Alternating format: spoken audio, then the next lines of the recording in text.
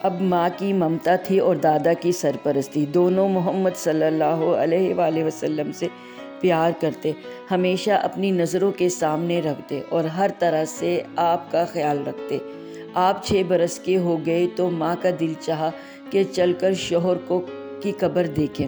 چنانچہ وہ مدینہ کے لیے روانہ ہو گئی اور محمد صلی اللہ علیہ وآلہ وسلم کو بھی لیتی گئی۔ شوہر کی ایک باندی تھی ام ایمن، وہ بھی سفر میں ساتھ تھی۔ وہاں ایک مشہور خاندان تھا بنی نجار۔ محمد صلی اللہ علیہ وسلم کے دادا کی ننیال اسی خاندان میں تھی، اس لیے بی بی آمنہ جا کر وہیں ٹھہری۔ بی بی آمنہ مدینے پہنچی تو پیارے بیٹے کو وہ گھر دکھایا جہاں اس کے پیارے باپ نے وفات پائی تھی، وہ جگہ بھی دکھائی جہاں وہ ہمیشہ کی نیند سو رہے تھے۔ آج پہلا دن تھا کہ اس معصوم بچے نے یتیمی کا مفہوم سمجھا۔ آج پہلا موقع تھا کہ اس کے شیشہ دل پر رنج و غم کا عکس پڑا۔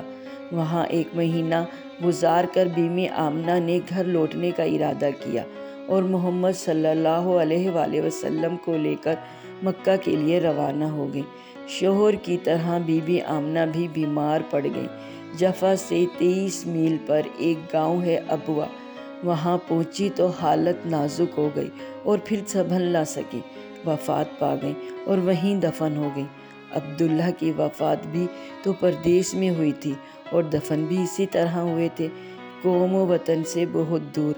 اللہ آپ کا والی و کارساز ہے۔ اے محمد، آپ یتیم تھے، باپ کے سائے سے محروم تھے۔ ابھی اس یتیمی کا شعور ہوا ہی تھا کہ ماں بھی دار مفارقت دے گئی۔ باپ کی قبر دیکھی ہی تھی کہ ماں کی قبر بھی تیار ہو گئی۔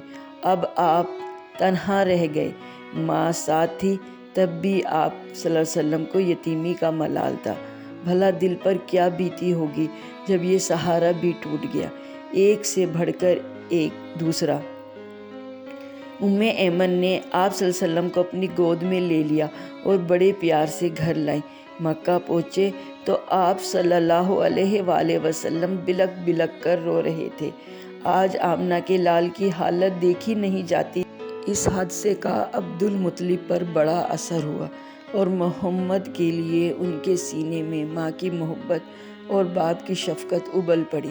اب وہ آپ صلی اللہ علیہ وسلم پر بے انتہا مہربان ہو گئے، پہلے سے زیادہ ماننے لگے، بڑی محبت سے پیش آتے، لطف و کرم کی بارش کرتے، ہر آن آپ صلی اللہ علیہ وسلم کا خیال رکھتے، ہر طرح سے دلجوئی فرماتے، اپنی ذات اور اپنی اولاد سے بڑھ کر آپ صلی اللہ علیہ وسلم کی فکر رکھتے۔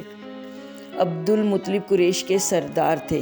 کعبہ کے زیر سایہ اپنی گدی پر بیٹھتے تو بیٹے ادب و احترام سے گدی سے ذرا دور بیٹھے ہوتے، لیکن محمد صلی اللہ علیہ وسلم آ جاتے تو عبدالمطلب انہیں اپنے پاس بلاتے، اپنی گدی پر بٹھاتے اور پیار سے پیٹھ سلاتے۔ لیکن افسوس، عبدالمطلب بھی زیادہ نہ ٹھہرے۔ محمد صلی اللہ علیہ وسلم ابھی 8 سال کے ہوئے تھے کہ دادا بھی چل بسے۔ دادا کی موت پر آپ صلی اللہ علیہ وسلم کے دل کو سخت صدمہ پہنچا، ویسا ہی صدمہ جیسا اس سے پہلے ماں باپ کی موت پر ہوا تھا۔ نہیں، دادا کا غم ماں باپ سے بھی سوا تھا۔ اب آپ صلی اللہ علیہ وسلم کچھ سمجھدار ہو چکے تھے، شعور بیدار ہو رہا تھا، جذبات اور احساسات میں وسعت اور گہرائی آ رہی تھی، لطف و محبت کی حقیقت کو آپ سمجھنے لگے تھے، نوازش و کرم کی قدر و قیمت پہچاننے لگے تھے۔ اس لیے محرومی کا احساس بھی اتنا ہی شدید تھا، اس کے چھن جانے کا غم بھی اتنا ہی گہرا تھا۔ آنکھوں سے آنسو جاری تھے، دل درد و غم سے چور تھا، خود تڑپ رہے تھے، اوروں کو تڑپا رہے تھے، یہاں تک کہ دادا کا جسم، آہ پیارے دادا کا جسم قبر کی بھیانک کوٹھڑی میں چھپ گیا اور پھر ہمیشہ کے لیے اوجھل ہو گیا۔